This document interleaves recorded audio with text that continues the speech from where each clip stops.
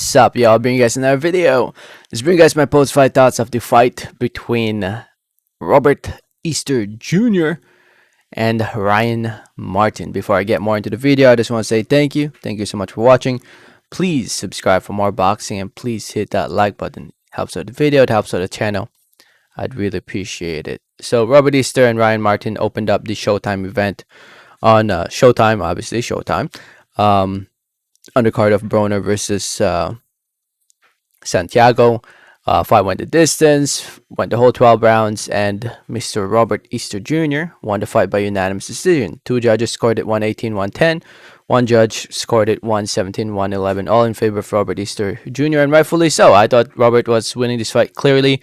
Going into the 9th, 10th round, I was like, man, Martin needs a knockout if he wants to win this fight, and he couldn't get it. He tried.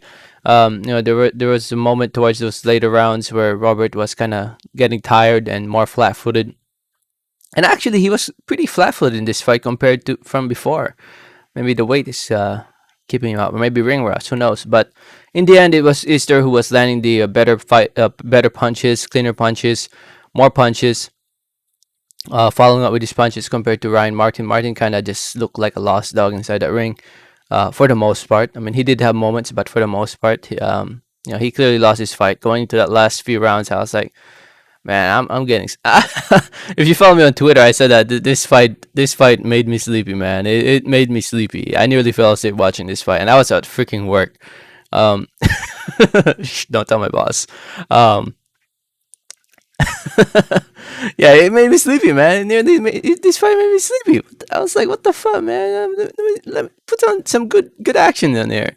It just felt slow. It felt like a slow fight, but in the end, it was Easter who pulled off the win, and he now improves to 23-1, one draw, 2 wins in a row now since getting the draw against Francis Bertemlin, which he arguably lost in my opinion. And Ryan Martin suffers his second loss in his pro career. Yeah, Ryan Martin. Yeah, I don't know, man. I don't think he belongs in the top. Like he's your C level type fighter, C plus. I would say C plus or B minus around there.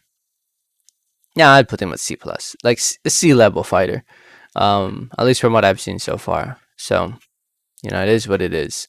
When it comes to what's next, Robert Easter is now competing at 140 pounds.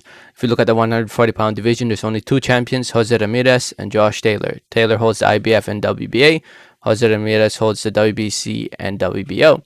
But we have these 2 fighters right here who holds the regular version of the belt and the gold belt.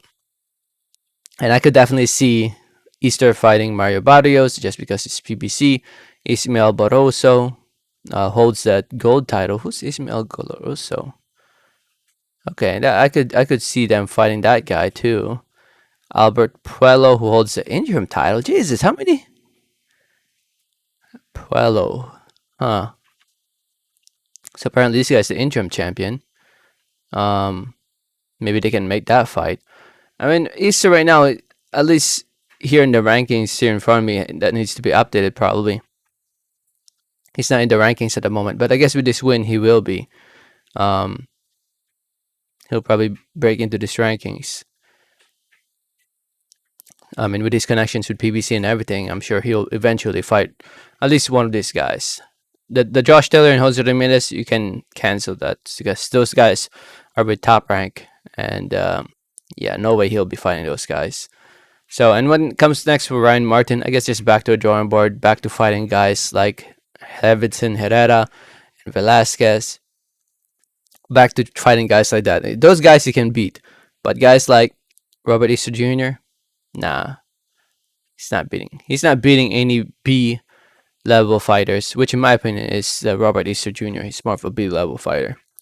Anyway, if you saw the fight, let me know what did you think about it in the comment section below. Thanks for listening. Thanks for watching. Like always, have a great day. All right, thanks.